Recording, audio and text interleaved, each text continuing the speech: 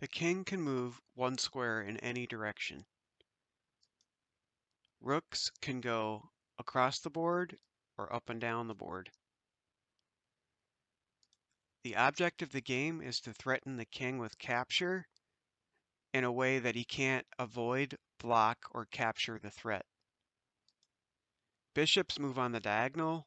Each player has one bishop that starts on the light-colored squares and will never leave the light-colored squares, and one bishop that's on the dark-colored squares. Queens move like rooks or bishops across the board or up and down or on the diagonal.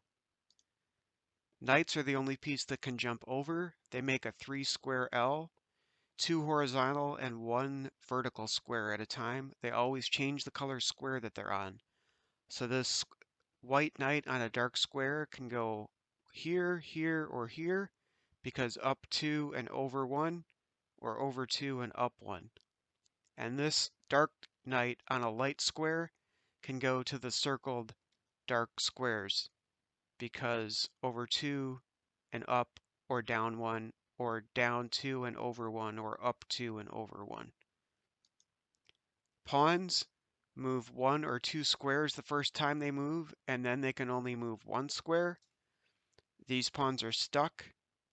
These pawns can capture one another.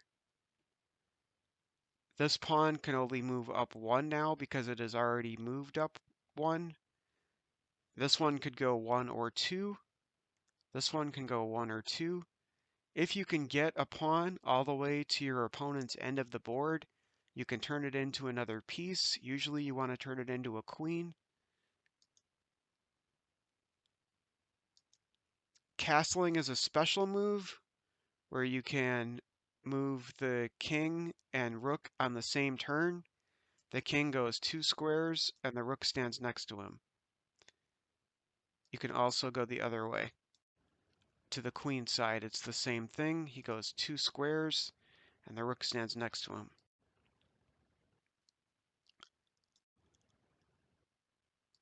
If a pawn is in a position where a pawn could have got captured had it only gone 1 square and it goes 2 squares, then the opponent can capture on the very next turn only.